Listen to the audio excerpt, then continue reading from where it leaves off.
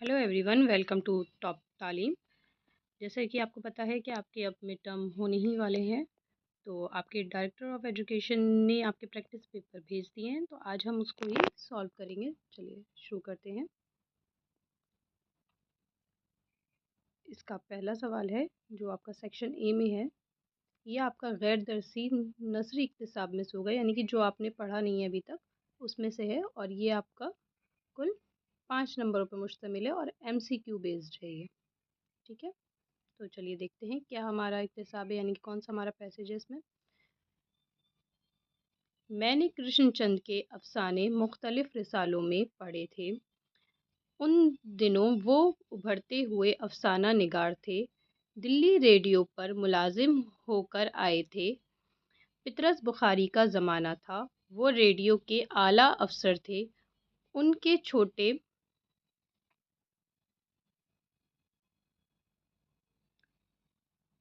उनके छोटे भाई ज़ैद ए बुखारी भी रेडियो से मुतल्लिक़ थे। इन दोनों का इस महकमे पर इतना असर था कि बैरिस ब्रिटिश ब्रॉडकास्टिंग कॉरपोरेशन की जगह लोग उसे बुखारी ब्रदर्स कॉरपोरेशन कहा करते थे।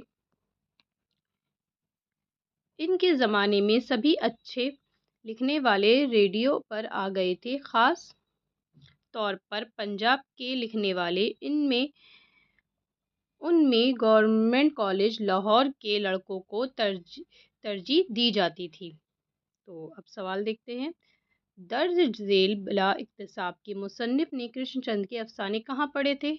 ऑप्शन ए निसाबी किताबों में, ऑप्शन बी गैर निसाबी किताबों में, ऑप्शन सी तहरीकी किताबों में, ऑप्शन डी मुख्तलिफ रिसालों में। तो उन्होंने कहाँ पढ़े थे ये?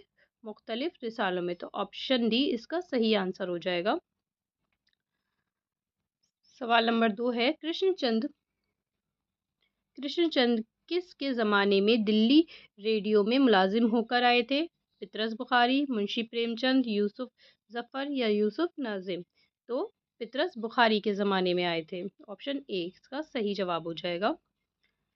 सवाल नंबर 3, रेडियो के अफसर आला कौन थे उस ज़माने के? ज़ैद ए बुखारी, पितरस बुखारी, नून मीम राशिद, कृष्णचंद। तो इसका जवाब हो जाएगा पितरस बुखारी आला अफसर थे।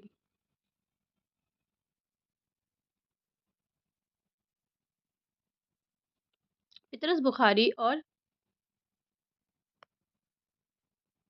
पितरस बुखारी और रेडियो पितरस बुखारी और ज़ैद ए बुखारी का आपस में क्या रिश्ता था? बाप बेटे का, चाचा भतीजे का, भाई भाई, उस्ताद और शागिर्द था। क्या थे वो? आपस में भाई थे एक दूसरे के। तो चलिए आगे बढ़ते हैं। अगला सवाल है हमारा, इस ज़माने में रेडियो पर किसको तरजीह दी जाती थी, यानी कि किसको पहले आगे रखा जाता था? ऑप्शन ए यूपी के अफसाना निगार को, option B government college Lahore के तलबा को, ऑप्शन सी नई दिल्ली के नौजवानों को, ऑप्शन डी पुरानी दिल्ली के नौजवानों को। तो इसका सही जवाब ऑप्शन बी हो जाएगा, गवर्नमेंट कॉलेज लाहौर के तलबा को दिया जाता था। अब यहाँ पर आपको देखिए, यहाँ पर या दिख रहा होगा। या का मतलब है या आप ऊपर वाला इक्तिसाब करें, पैसेज करें, या आप जो नीचे है इसको करें, यानी कि जो आपको सबसे अच्छा आता होगा आप वो करेंगे। तो चलिए दूसरा देखते हैं। माहौल की हिफाजत के लिए हर साल अक़वाम मुत्तहदा के ज़रिए एहतमाम 5 जून को माहौलियत का आलमी दिन मनाया जाता है। इसकी शुरुआत 1974 में की गई। आलमी योम माहौलियत मनाने की रिवायत को 44 बरस हो रहे हैं। दुनिया भर के 100 से ज़्यादा ममालिक में ये दिन बड़े जोश व खरोश के साथ मनाया जाता है।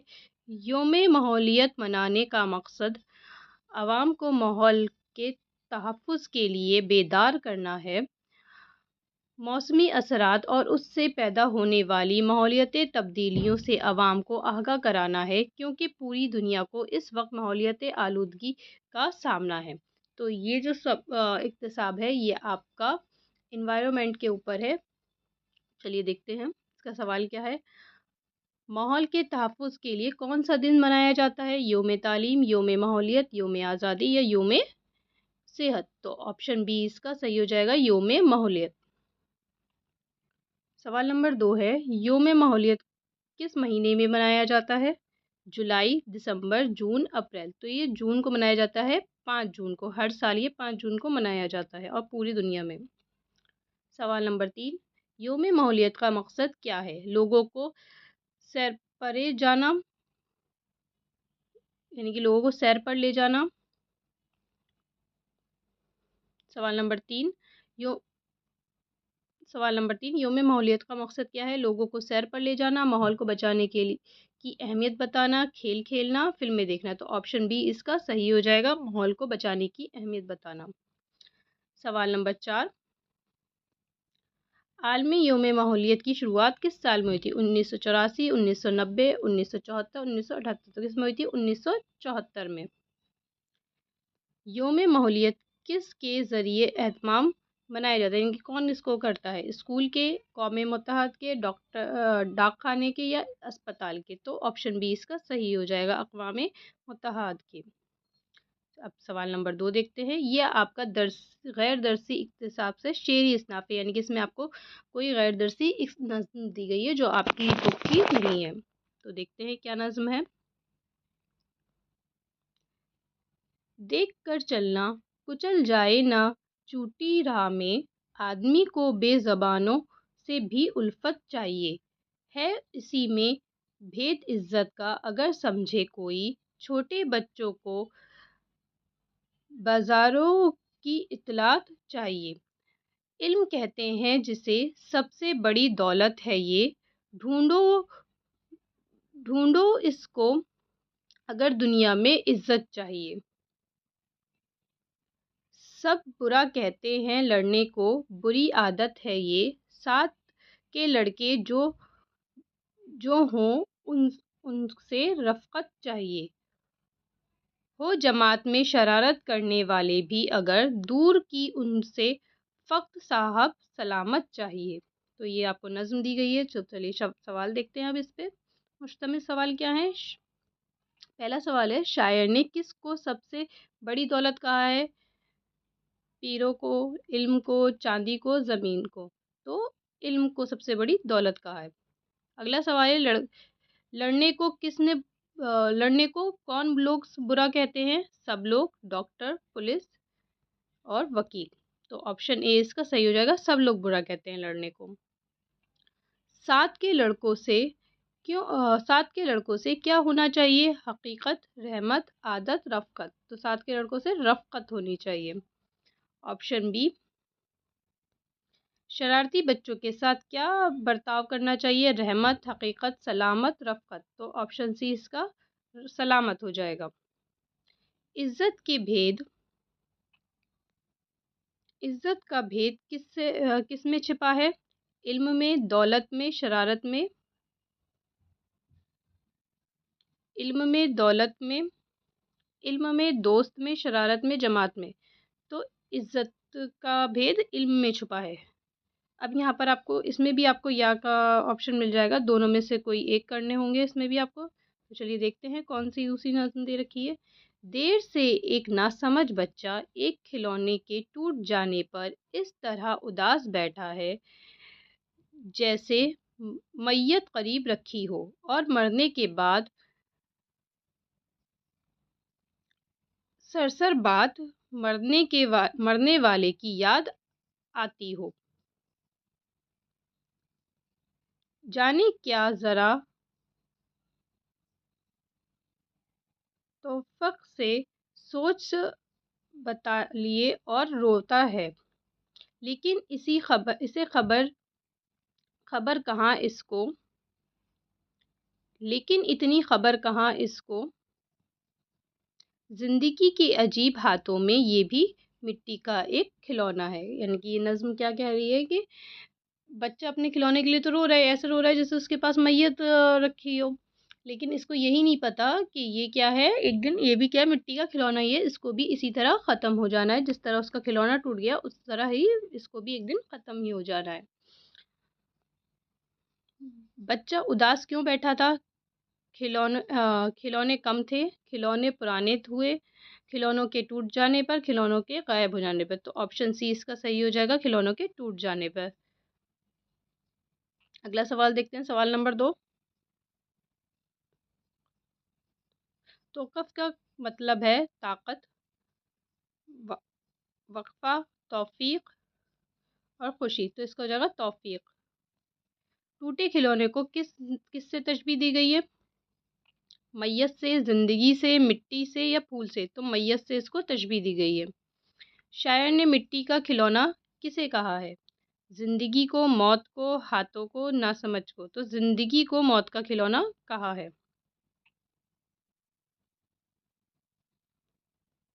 बच्चा किस तरह उदास बैठा है? जैसे सामने बाग हो, जैसे शादी की महफ़िल हो, जैसे मैयत करीब रखी हो, जैसे बीमार हो। तो ऑप्शन सी इसका सही हो जाएगा, जैसे मैयत करीब रखी हो।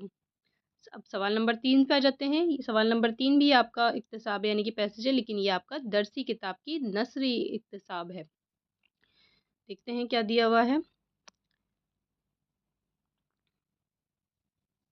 ये बताना कठिन है कि 5000 बरस पहले यहाँ कौन लोग बसते थे, मगर बहुत से लोग ये बात जानते हैं कि इस ज़माने से यहाँ दूर दूर के लोग आने लगे। इतना समझ लेना कुछ मुश्किल नहीं है कि पहले दुनिया के ज़्यादातर लोग वहशियों की तरह ज़िंदगी बसर करते थे और खाने पीने की खोज में छोटी-छोटी टोलियों में मारे-मारे फिरते थे, जानवरों का शिकार करते थे या दरख्तों के फल, पत्ते और जड़ें खाकर पेट भरते थे।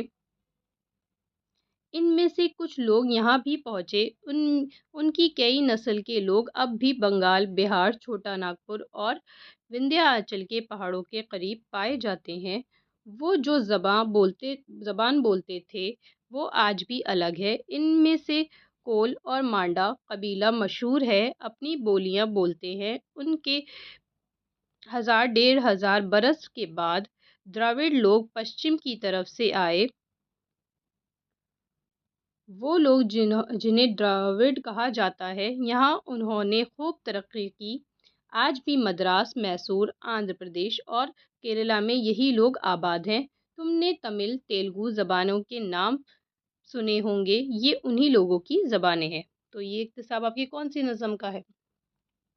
ये इक्तिसाब कौन से सबक का है? ज़बानों का घर हिंदुस्तान में से लिया गया है आपकी दरसी किताब की। तो देखते हैं पहला सवाल क्या है? दर्ज झेल बला इक़्तिसाब को किस सबक से लिया गया है? तो ये आपका ज़बानों का घर हिंदुस्तान है, तो ऑप्शन बी इसका सही हो जाएगा। सवाल नंबर 2, पहले दुनिया के ज़्यादातर लोग किस तरह की ज़िंदगी बसर करते थे? वहशियों की तरह, जानवरों की तरह, खिलाड़ियों की तरह, किसानों की तरह? तो ऑप्शन ए इसका सही हो जाएगा, वहशियों की तरह। जिन्हें द्रविड़ कहा जाता था, वो किस तरफ से आए थे? मशरिक से, शुमाल से, जुनूब से या पश्चिम से? तो पश्चिम की तरफ से आए थे वो। तमिल और तेलुगु किसकी ज़बानें हैं? द्रविड़ की, ईरानियों की, आर्यों की, कश्मीरियों की? तो ऑप्शन ए इसका सही हो जाएगा, द्रविड़ों की। अगला सवाल है, किसकी खोज में लोग छोटी-छोटी टोलियों में मारे-मारे फिरते थे? महल की, शेर की, खाने की, मकड़ियों की? तो खाने की लिए मारे-मारे फिरते थे। खाने-पीने के लिए। ऑप्शन सी इसका सही हो जाएगा। अगला सवाल है आपका, ये दरसी शेरी इसनाफ़ है, यानी कि इसमें आपको आपकी किताब की नज़्म दी गई है। तो देखते हैं कौन-सी नज़्म या ग़ज़ल दी गई है। तो इसके देखते हैं। हस्ती अपनी हबाब की सी है, ये नुमाइश शराब की सी है, नाज़ुकी उसके लब की क्या कहिए, पंखुड़ी एक गुलाब की सी है। बार-बार उसके दर पे जाता हूँ, हालत अब इज़्तिराब की सी है। मैं जो बोला, कहा कि ये आवाज़ सुन खानाए ख़राब की सी है। मीर नीमबाज़ आँखों में सारी मस्ती शराब की सी है। तो अब देखते हैं ये नज़्म ग़ज़ल के क्या सवालात पूछे गए हैं। पहला सवाल है, लब की नाज़ुकी को शायर ने किस चीज़ से तशबीह दी है? हालत की इज़्तिराब, गुलाब की पंखुड़ियाँ, नीम आँखें, शराब? तो ऑप्शन बी इसका सही हो जाएगा, गुलाब की पंखुड़ियों से तशबीह दी है। अगला सवाल है, दर्ज ज़ेल बला ग़ज़ल के शायर कौन हैं? मीर अनीस, इस्माइल मेरठी, मीर तकी मीर, मीर दर्द। तो इसमें देखिए ना मीर नीम बाज आँखों से, लेकिन इसमें मीर आपको मीर अनीस भी दिख जाएँगे, मीर तकी मीर भी मिल जाएँगे और मीर दर्द भी मिल जाएँगे। तीनों में मीर है, तो कन्फ्यूज़ होने की ज़रूरत नहीं है। तो मीर तकी मीर ने इस गज़ल को लिखा है। शायर ने बस हस्ती को किसकी तरह बताया? गुलाब की तरह, हबाब की तरह, खाना खराब की तरह, नीम आँखों की तरह। तो हबाब की तरह। हबाब कहते हैं पानी के बुलबुले को। हबाब का क्या मतलब होता है? देखिए अभी मैंने बताया तो इसमें आपको मिल जाएगा बुलबुले। तो ऑप्शन ए क्या है? महलूब, हबाब, बुलबुले, खुशी। तो ऑप्शन सी इसका सही हो जाएगा, बुलबुले। अगले सवाल पे आते हैं। शायर ने नुमाइश को किस तरह बताया? खाना खराब की तरह, शराब की तरह, इस्तराब की तरह, शराब की तरह। तो देखिए यहाँ पर आखिरी ही मिसरे में आपको मिल जाएगा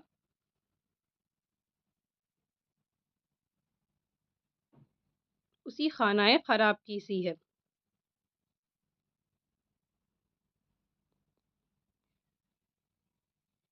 ये नुमाइश शराब की सी है, नाजुकी उसके लबके। तो किसकी तरह है? नुमाइश को किससे बताया? शराब की तरह।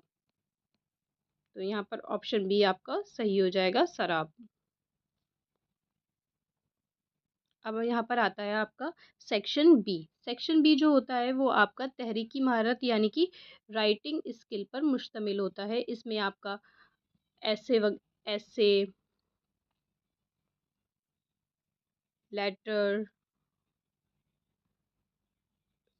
यानी कि आपकी दरख्वास्त, और सेक्शन बी, ये आपका सेक्शन बी है। सेक्शन बी जो होता है वो राइटिंग स्किल होती है। इसमें आपकी दरख्वास्त और आपका मजमून, ये सारी चीज़ें इसमें आ जाती हैं। तो देखते हैं पहला क्या है। दर्ज झेल उन्वानात में से किसी एक उन्वान पर 250 अल्फाज पे मुश्तमिल मजमून लिखना है। यानी कि आपको चार यहाँ पर दिए हैं कि चार में से कोई एक पे लिखना है। तारीख़ी मकामात की सैर, सेहत और खेलकूद, छुट्टी के बाद स्कूल का पहला दिन, साइंस की अहमियत। यानी कि जो आपको सबसे अच्छा आता होगा आप इसमें से वो एक लिखेंगे। आगे बढ़ते हैं। सवाल नंबर 6 आपका, इसमें आपको दरख्वास्त दी गई है। बहन की शादी में शिरकत के लिए प्रिंसिपल के नाम, 3 दिन की छुट्टी के लिए दरख्वास्त, या वालिद को ख़त लिखकर हॉस्टल की सहूलियतों से वाकिफ़ कराना। तो आप दोनों में से कोई एक सकते हैं, या तो फिर अपनी बहन की शादी में जाने के लिए छुट्टी की दरख्वास्त लिख दीजिए, या अपने वालिद साहब को ख़त लिखिए। सवाल नंबर 7, ये भी आपका 5 नंबर का सवाल होता है। मोहम्मद मुजीब के हालात ज़िंदगी और उनके तर्ज़ तहरीर पर एक नोट लिखिए। यानी कि उनकी, मोहम्मद मुजीब की ज़िंदगी कैसी थी, यानी कि उन्होंने अपनी ज़िंदगी में क्या किया, कौन कौन सी महारतें हासिल करी हैं, कौन से इनामात हासिल करे हैं, कौन सी किताबें लिखी हैं, वो सारी चीज़ें आप इसमें बताएंगे। या इसमें ऑप्शन दिया गया है आपको दोनों में से कोई एक करना है। या क्या है, दरसी किताब में दिए गए सबक कौल का पस या खुदा के नाम खत का खुलासा लिखिए। यानी कि आपको देखिए यहाँ पर 3 ऑप्शन मिल गए हैं। एक तो आपको मोहम्मद मुजीब के बारे में लिखना है, या यहीं पर आपको दो में किसी का ऑप्शन मिल गया है, कौल का पस का खुलासा लिखिए या खुदा के नाम खत का खुलासा लिखिए। तो यहाँ पर आपको काफ़ी अच्छे ऑप्शन मिल गए हैं। जो आपको सबसे अच्छा आता हो आप वो कर सकते हैं। अगले सवाल की तरफ आते हैं। सवाल नंबर 8, ये भी 5 नंबर का है। इसमें आपको नज़ीर अकबर आबादी ज़ौक़ के हालात या ज़ौक़ के हालात की ज़िंदगी, उनकी शायराना खसूसियत पर रोशनी डाली है।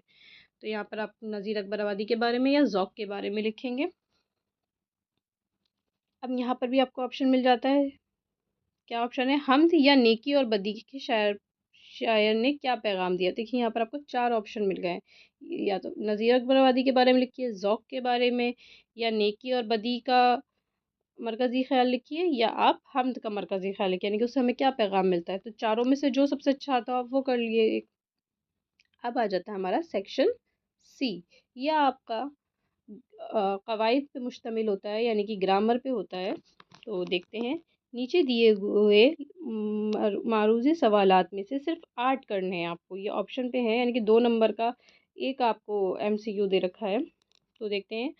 वो निशान जो जुमले के खात्मे खात्मे होने पर लगाए जाएं उसे डैश कहते हैं। क्या कहते हैं? यानी कि जो आखिर में लगाया जाए जुमले ख़त्म होने पे। ऑप्शन ए खात्मा, ऑप्शन बी साख्ता, ऑप्शन सी राब्ता, ऑप्शन डी सवालिया निशान। तो कौन सा लगता है हम जब भी करते हैं? तो यहाँ पर भी आपको दिख रहा होगा, ये देखिए यहाँ पर लगा हुआ है ना एक छोटा सा डैश। तो हम इस तरह से उर्दू में हमेशा लगाते हैं, जिसको हम क्या कहते हैं? खात्मा कहते हैं। तो ऑप्शन ए इसका सही जवाब हो जाएगा। अगला सवाल है सवाल नंबर 2। लफ्ज़ नफ़ा की ज़िद लिखिए। ज़िद, ज़िद के क्या मायने होते हैं? ज़िद का मतलब होता है यहाँ पर मुतज़ाद के, मुतज़ाद यानी कि अपोज़िट। तो नफ़ा का मतलब क्या होता है? नफ़ा के अगर हम सिनोनिम की बात करें तो नफ़ा के मायने होते हैं फ़ायदे के। तो इसका ज़िद यानी कि उल्टा क्या हो जाएगा? ख़राब, नुकसान, अच्छा, बेकार। अच्छा देखिए, नफ़ा का यहाँ पर आप ख़राब, नफ़ा का हमेशा क्या होता है? नुकसान होता है, ना कि ख़राब आएगा। तो यहाँ पर ऑप्शन बी इसका सही हो जाएगा। लफ्ज़ घोड़ा का मुसन्निफ़ है, यानी कि घोड़ा का मुसन्निफ़ क्या हो जाएगा? अगला सवाल नंबर 3 है, सवाल नंबर 3 है, लफ्ज़ घोड़े का मुअन्नस है। क्या मुअन्नस है? घोड़। ये सवाल कुछ थोड़ा-सा अलग है। इसमें कुछ एरर है। जैसे यहाँ पर घोड़ा है, तो घोड़ा का क्या होता? घोड़ी। यहाँ पर ई नहीं लगा हुआ है, तो यानी कि यही वाला होना चाहिए था, घोड़ी। तो ऑप्शन ए हो जाएगा। अगला सवाल है सवाल नंबर 4। तफ़सील की जमा, यानी कि जमा क्या हो जाएगी? तफ़सील, तफ़ासील, तफ़सा। तो ऑप्शन सी इसका सही हो जाएगा, तफ़ासील।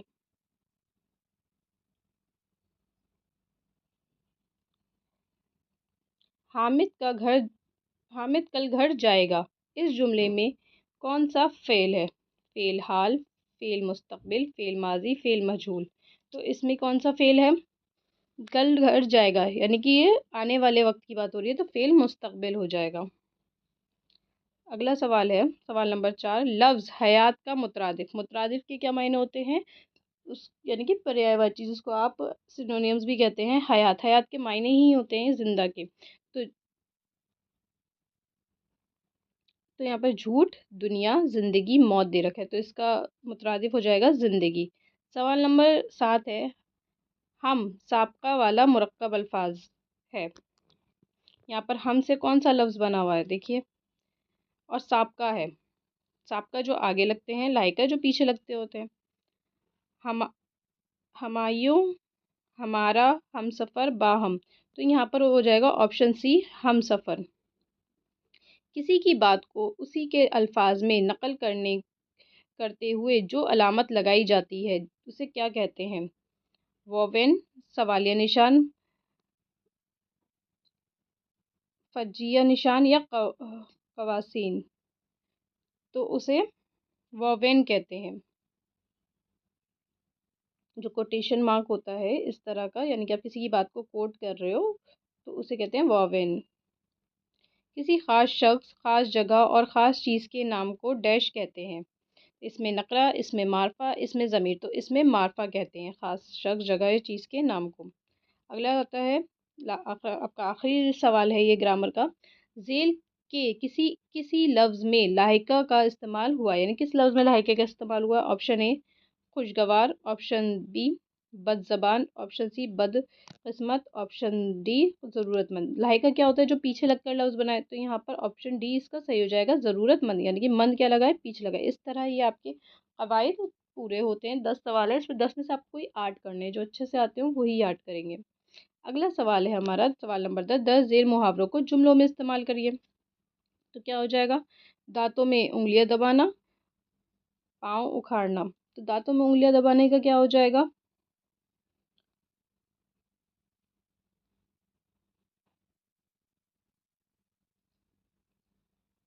पुलिस ने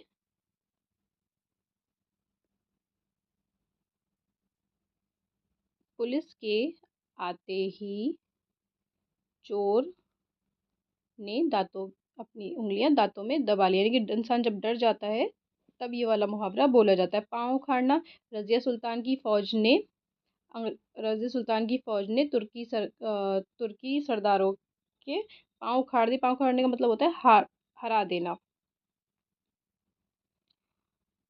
खोपड़ी में समाना, तो तुम्हारी बात मेरी खोपड़ी में नहीं समा रही है, इस तरह से आप बना सकते हैं।